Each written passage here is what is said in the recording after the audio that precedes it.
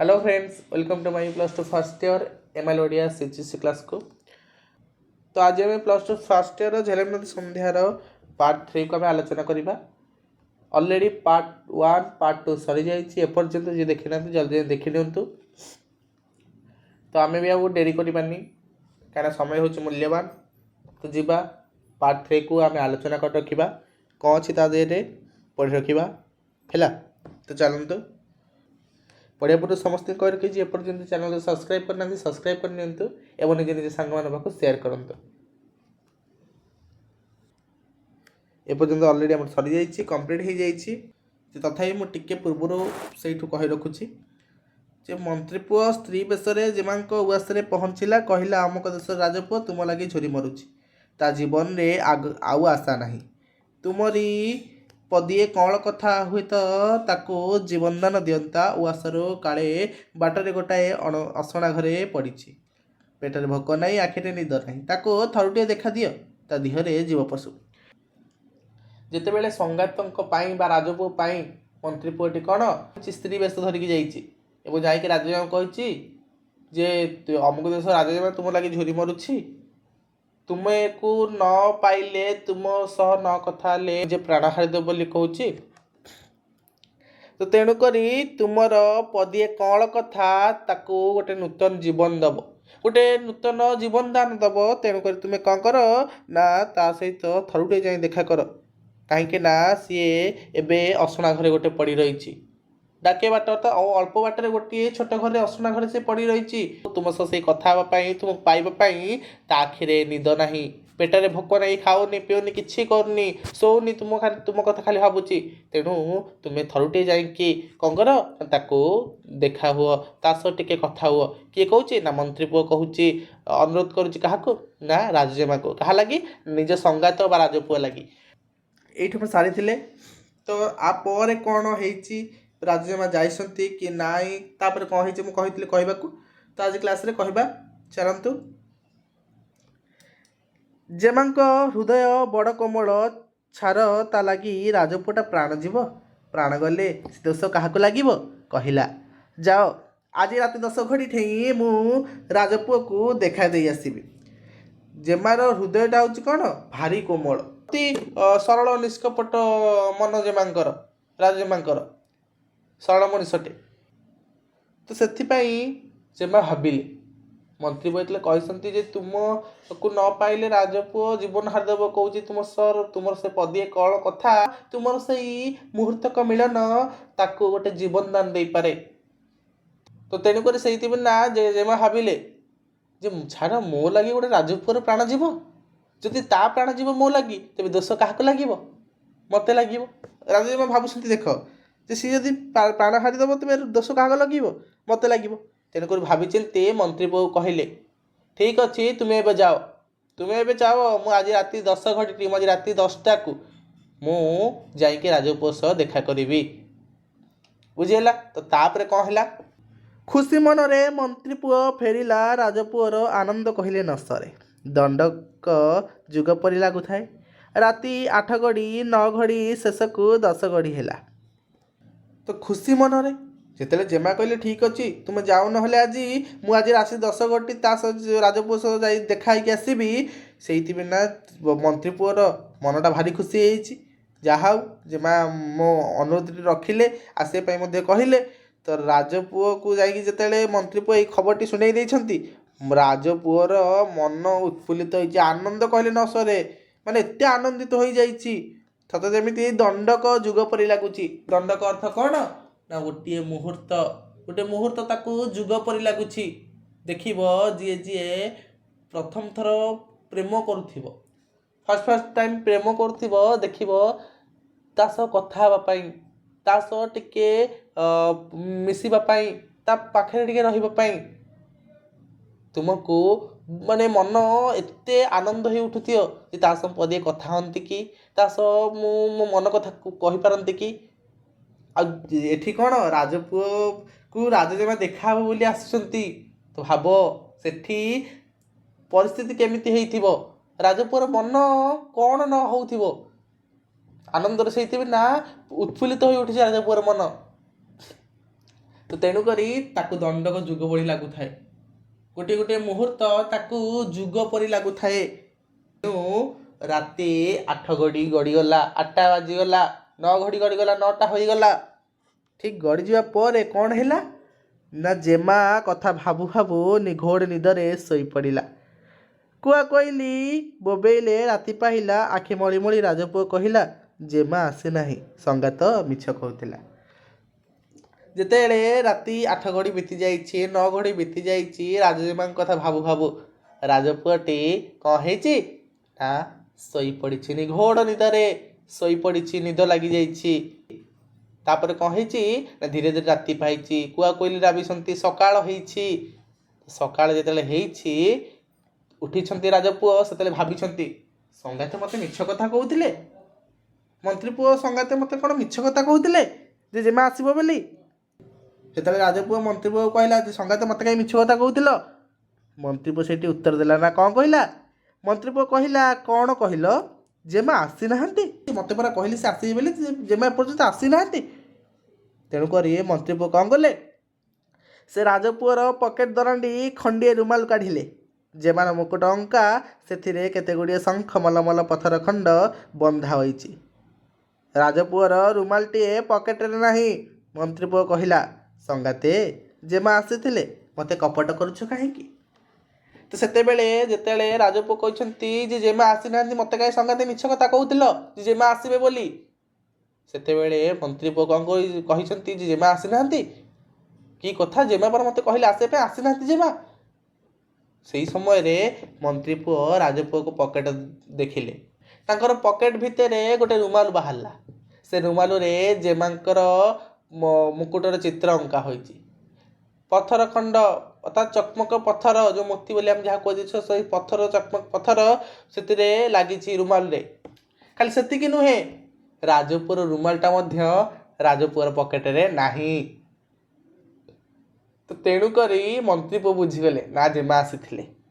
ତେଣୁକରି ମନ୍ତ୍ରୀ ପୁଅ ସେଠି କହିଲେ ସଙ୍ଗାତେ ମୋତେ ମିଛ କହୁଛ କ'ଣ ପାଇଁ, ଜେମା ଆସିନାହାନ୍ତି, ମୋତେ କପଟ କରୁଛ କ'ଣ ପାଇଁ, ଜେମା ପରା ଆସିଥିଲେ। ବୁଝିହେଲା। ତ ତାପରେ କ'ଣ, ରାଜପୁଅ ଅସରା ଅସରା ଲୁହ ବହିଗଲା। କହିଲା ମୁଁ ନିତାନ୍ତ ଅନାଡ଼ି ଶୋଇପଡ଼ିଲି। ରାଜଜେମା କଅଁଳ ପାଦକୁ ପୀଡ଼ା ଦେଇ ଆସିଥିଲା, ଫେରିଗଲା। କ'ଣ ସେ ଭାବିଥିବ, କ'ଣ ମନକୁ କେତେ ବାଧିଥିବ।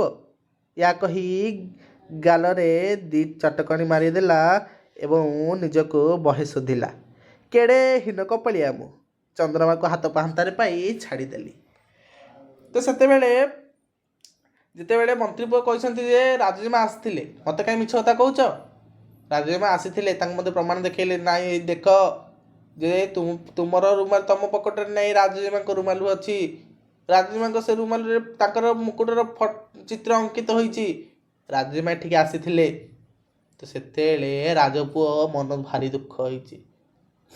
ତମେ ଦେଖ, ଏବେ ତମ ଲାଇଫରେ ମଧ୍ୟ ସେୟା ଘଟୁଥିବ। ଯଦି ତୁମ ମନପସନ୍ଦର ଜୀବନସାଥୀଟିଏ ଯଦି ତୁମ କହିଲା ତୁମ ସାଥେ ଆଜି ଦେଖା ହେବେନି, ତାହେଲେ ଭାବ ତୁମକୁ ଦଣ୍ଡକ ଯୁଗ ଯୁଗ ପରି ଲାଗୁଥିବ ଯେ କେତେ ଜଲ୍ଦି ଆସନ୍ତା ସେ ସମୟ, ମୁଁ ଟିକେ ତା ସହ ଭେଟ ହୁଅନ୍ତି, ମୁଁ ତା ସହ ଦେଖା ହୁଅନ୍ତି, ମୁଁ ମନ କଥା କହିଦିଅନ୍ତି ନା ନାଇଁ। ତ ଭାବି ଭାବି ତା କଥା ଯେ ସେ ସମୟରେ ତୋର ସେ ଜାଗାରେ ପହଞ୍ଚି ପାରିନଥିବ। ତ ସେଠି କ'ଣ ହବ ନା ଜୀବନସାଥୀଟି ପଳେଇବ, ତୁମକୁ ବାଧିବ ଯେ କ'ଣ ପାଇଁ ମୁଁ ଜଲ୍ଦି ପହଞ୍ଚିଲିନି ନା ନାଇଁ। ତୁମ ବହୁତ ଗୁଡ଼ିଏ ଭାବନା ଆସିବ, ନିଜକୁ ଗୋଟେ ଅକ୍ୱାର୍ଡ଼ ଫିଲ୍ ହେବ, ନିଜକୁ ବହୁତ ବାଧିବ। ତ ତେଣୁକରି ଏଠି ମଧ୍ୟ ରାଜପୁଅକୁ ବାଧିଛି। ଯେତେବେଳେ ଜେମା ରାତିରେ ଆସିଛନ୍ତି, ରାଜପୁଅ ନିଦ୍ରା ଘୋର ହୋଇଯାଇଛନ୍ତି ବା ଶୋଇପଡ଼ିଛନ୍ତି, ରାଜଜେମା ତାଙ୍କ ଉଠେଇ ନାହାନ୍ତି, ବରଂ ତାଙ୍କ ରୁମାଲଟିକୁ କାଢ଼ି ନିଜର ରୁମାଲଟିକୁ ତାଙ୍କ ପକେଟରେ ପୁରେଇ ଦେଇଛନ୍ତି। ଏବଂ ସକାଳେ ସତ କଥା ଜଣାପଡ଼ିବାରୁ ରାଜପୁଅ ଭାରି ମନ ଦୁଃଖ କଲେ। ରାଜପୁଅ ନିଜକୁ ବହୁତ କ'ଣ କଲେ, ଧିକ୍କାର କଲେ, ନିଜକୁ ବହୁତ ଧିକ୍କାର କଲେ ଏବଂ ସେଇଠି କହିଲେ ଛି ମୁଁ କେଡ଼େ ଗୋଟେ ଅନାଡ଼ିଟେ, ମୁଁ ଶୋଇପଡ଼ିଲି। ରାଜଜେମା ତାର କଅଁଳ ପାଦକୁ ପୀଡ଼ା ଦେଇ ଆସିଥିଲା, ମୋ ସାଥିରେ ଟିକେ ଦେଖା ହେବ ବୋଲି। ସେ ଫେରିଗଲା, କ'ଣ ଭାବିଥିବ ସିଏ, ତା ମନକୁ କେତେ ବାଧିଥିବ। ଏତିକି କହିକି ରାଜପୁଅ ଗଲା, ନିଜେ ନିଜକୁ ଧିକ୍କାର କରି ତା ଗାଲରେ 2 ଚଟକଣି ବଜେଇଲା, ନିଜ ଗାଲକୁ 2 ଜାବଡ଼ା ବଜେଇଲା ଏବଂ କହିଲା ହୀନ କପାଳିଆଟା ମୁଁ मोर भाग्य नहीं ता सह देखा मोर हीन कपाल कपाल अर्थ भाग्य हीन अर्थ नीच मोर नीच भाग्य मोर नीच कपाल मोर हीन कपाल से चंद्रमा को हाथ पाहांतारे पाई छाड़ीदेली रखिपारे से चंद्रमा को पाई हाथ पाहांतारे हाथ में पाई सत जमी किंतु मु एडे हीन कपालियाटा ता सब देखाई पारे से आसीला तार कोमल पाद को कष्ट दे आसीला तो केते बाधि बुझेला तो तापर कौन देला तो मंत्री पुआ को पचारला ए पत्थर खंड कहीं दे जाइछि सेते बेले राजपुंगले दुख होइकी निजको धिक्कार करी निज गालरे दुई चटकणी मारी कहले से चंद्रमा को हाथ पांथर पाई छाड़ीदेली रखिपारे तेणु अति मन दुखरे विषाद होई राजपुआ पचारे मंत्री पुआ को कहले जे मंत्री पुआ हे संगाते ए पत्थर खंड ए जो लगी पत्थर खंड ए रुमाल रे कहीं से दे जाइछि मते मंत्री पुआ हसी हसी उत्तर देले ना कौन कहले खेलिबा पाई अर्थात तुम्हें बालक प्रेमिकर योग्य नुह एथिरे राजपुअर कोह उठिला तो सेठी मंत्री पुआ हसिकी तांकर कथार उत्तर देले कौन कहले कहले खेलिया पाई अर्थात तुम्हें ए बालक तुमको प्रेम करियार बयस हेइनी तुम्हें प्रेम करिया योग्य नुह तेणुक तुमको ये पत्थर खंड देकी जाइछि तुम बालक तो तुम्हें खेल तास बुझेला तो सेपटे क्रोधरे जेमांक ओठ थरु थाए नाकपुड़ा फुली उठु थाए भावुथांती परबुद्धि प्रलय पर कथारे काहींकी पड़िली किए जदि देखि थांता आउ महत रही थांता तो कहवा कथा भूली जाए कि मनीष जे प्रेमिका को निराश रे फेराई दिए से कौ नायक लिखा जेते नेहुरा नमस्ते हेले भी सेठिकी जीवे नाही नाही नाही तो जेते बेले जेमा आसीथिले फेरी जाइछंती सेते बेले बहुत रागी जाइछंती जेमा राजजेमा बहुत क्रोधित हो जाइछंती सते जेमिति ओठ तांकर थरी उठु थाए खाली नाक उपड़ा खाली फँ डाक फुली उठु थाए एते क्रोध रे जर्जरित होइछंती राजजेमा एवं भावुछंती परबुद्धि प्रलय पर बुद्धि रे पड़िले प्रलय हम विनाश जे तुमर कहीं कहते कथा कहीं जब फेरिकी आसी ना मंत्री पुआ ये कही राजमा तुम लगी झुरी मरुची तो सेठी देखी राजमा शोई पड़ी ये फेरिकी पड़े आसी तो ये क्रोधरे पूरा जर्जरित हो कहते कौन पर बुद्धि प्रलय पर बुद्धि पड़ोनी पर बुद्धि पड़े प्रलय हम विनाश हो कहीं मुझे कथार पढ़ी निज धिक्कार कर कहीं मुझे कथार पढ़ी जदि किए देखी था सेठी तो मो महत रही था तो राजमा कहते जदि किए मत देखी था मो महत रही था मो इज्जत रही था तो कहवा कथा भूली जाए कि मनीष एवं से कहते कहवा कथा से जो कही मो सह देखा बोली कहवा कथा कौ मनीष भूली जाए जे प्रेमिका को निराश फेराई दिए से कौ नायक लिखा जी प्रेमिका को निराश रे फेराई दिए आशा दे कि जदि निराश रे फेराई दिए तबे सी कौ नायक लेखा सी कौ विधि लेखा सी कौ प्रेमिकर लेखा जेते नेहुरा नमस्ते हेले भी सेठिकी जीवी नाही नाही नाही एवं निष्पत्ति नेले जेते नेहुरा हेले भी सेठिकी कदापि आउ जीवी नाही नाही नाही आउ जीविनी सेठिकी आउ पाद देविनी सेठिकी बुझेला तो तापर कौन देला तो एतिकी बेले मंत्री पुआ पहुँचिले देखे तो राग कहले तुमे सब ठक कथारे ठीक नहीं निया संगे गेल खेलुच तेल बाहरी जीव जानी थाओ जिते बेले मंत्री पुआ पुनर्बार पहुँची अनुरोध करने से जो जाए पहुँची जाइए राजमा को देखी राजमा क्रोधरे जर्जरित होती क्रोध क्रोधान्वित होती एवं क्रोधान्वित हो कहले मंत्री पुआ को देखी कहले तुमे